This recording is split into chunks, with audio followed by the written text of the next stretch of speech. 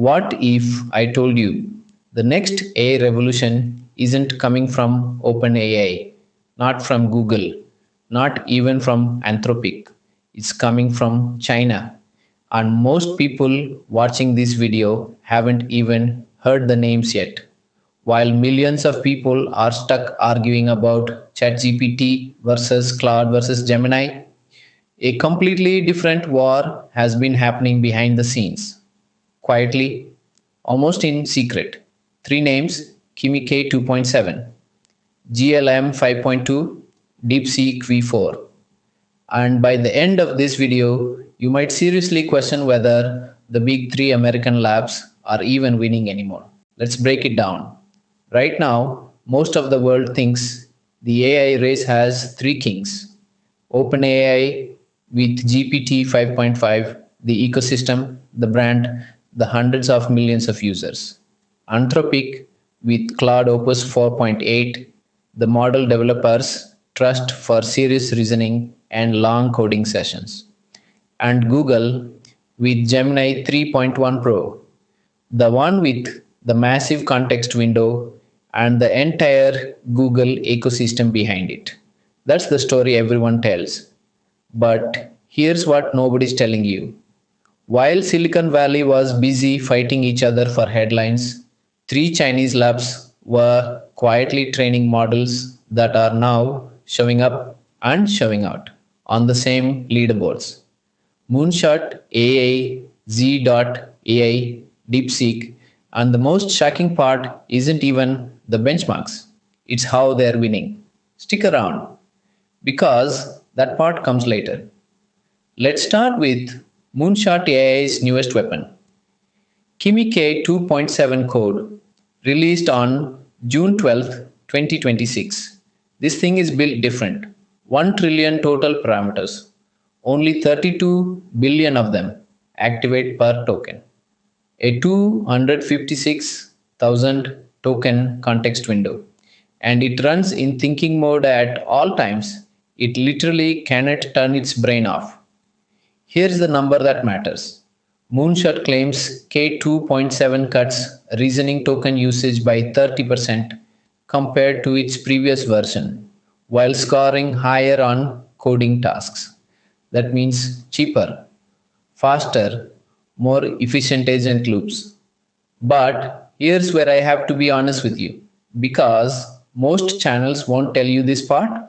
Every one of those benchmark gains their moonshot's own internal tests. As of right now, there are no independent third party scores for K2.7 on the standard public benchmarks like SWE bench. So treat the hype as directional, not gospel. Real engineers are already testing it against their own repos to see if the numbers hold up. So, is it actually better than GPT 5.5 or Claude Opus 4.8? Not on raw coding benchmarks, no.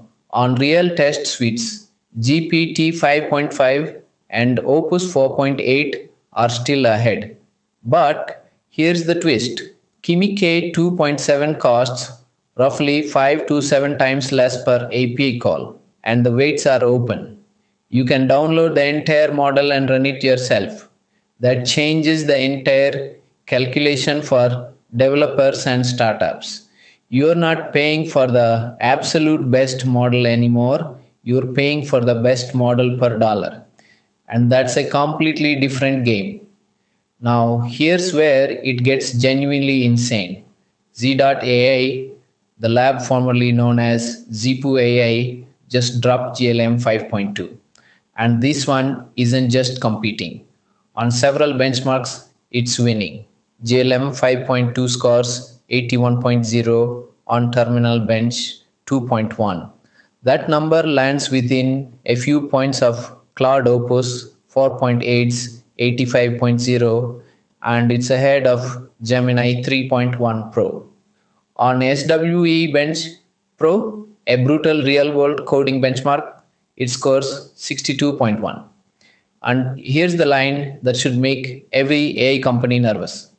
Independent reporting shows GLM 5.2 edging out GPT 5.5 on multiple long horizon coding benchmarks at roughly 1/60th the cost. 1. Sixth, it carries a full 1 million token context window. It's released under a pure MIT open source license, meaning companies can use it, modify it, and deploy it commercially with zero restrictions and zero regional limits. No vendor lock in, no acceptable use policy standing between you and your own infrastructure.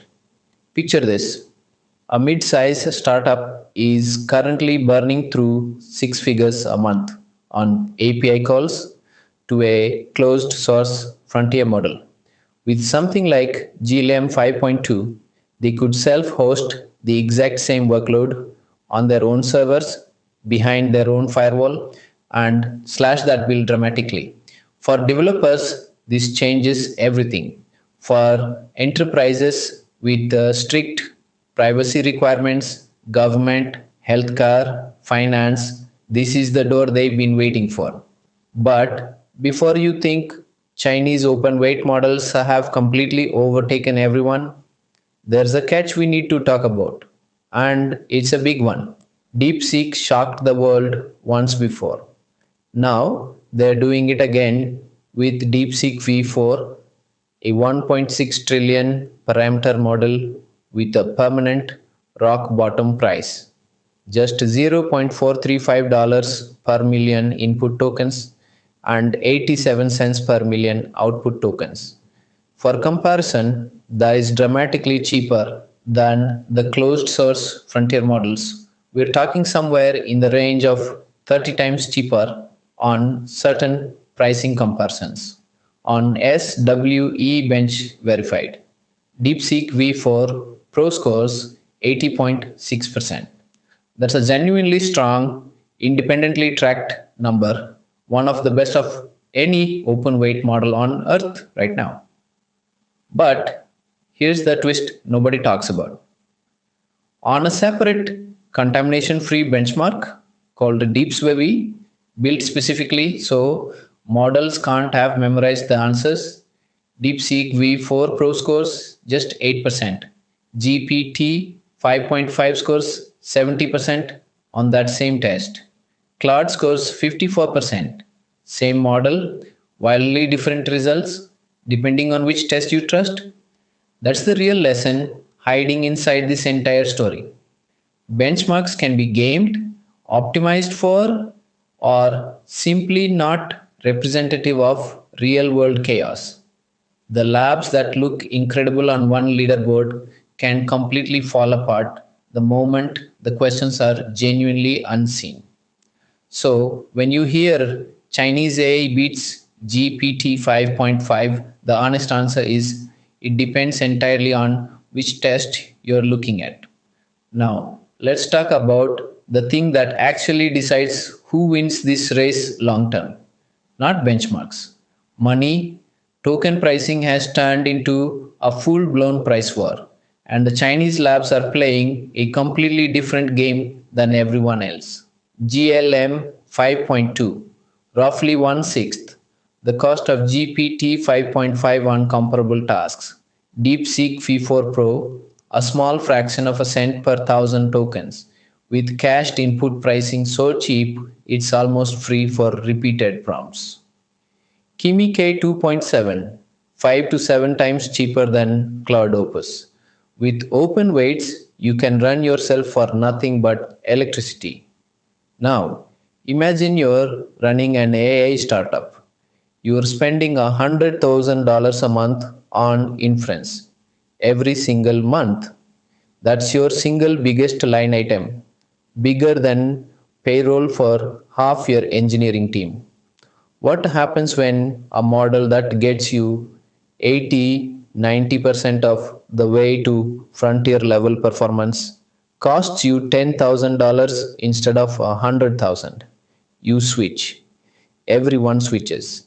And that cost pressure doesn't just threaten one company, it threatens the entire business model that OpenAI, Anthropic, and Google have built their valuations on. This is why some analysts are calling this the real threat. Not a smarter model, a cheaper one that's smart enough.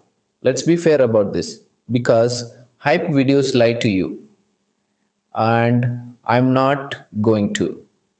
Everyday productivity and ecosystem, ChatGPT still wins. The custom GPTs, voice mode, the sheer number of integrations, nobody's matched that breadth yet. Deep reasoning and document analysis, Claude still leads. Long, careful thinking through complex documents is still its specialty. Massive context and multimodal search, Gemini still has the edge, especially anything tied into the Google ecosystem, Drive, video, search. Long horizon coding agents on a budget? That's where Kimi K2.7 and GLM 5.2 are punching dramatically above their price tag. Fully open, self-hostable, zero restriction deployment, GLM 5.2 and DeepSeek V4 are currently the most aggressive options on the planet. The answer to who wins depends entirely on what you're trying to do and how much you are willing to pay for the last 10% of performance. Here's my honest prediction. If open weight Chinese models keep closing the gap at this pace, and the pace over the last year has been relentless, three things happen. One, enterprises that care about cost and data sovereignty start quietly migrating workloads to open models they can run on their own infrastructure. Two, the pricing war forces every major lab, American or Chinese, to slash margins on inference. We're already seeing this happen in real time. Three, open weights stops being a niche developer preference and becomes a genuine geopolitical strategy. Whoever controls the most widely deployed open model controls a piece of the infrastructure the entire world builds on top of.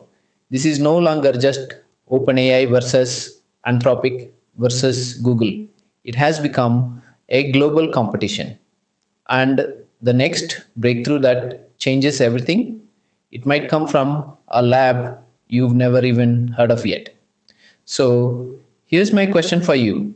5 years from now, who actually dominates AI, OpenAI, Anthropic, Google, or one of the labs most people in the West still can't pronounce? Comment below and tell me which model you'd actually trust with your production workload right now and why. If this video opened your eyes even a little bit, hit like, subscribe, and share it with one person who still thinks this race only has three players because it doesn't anymore.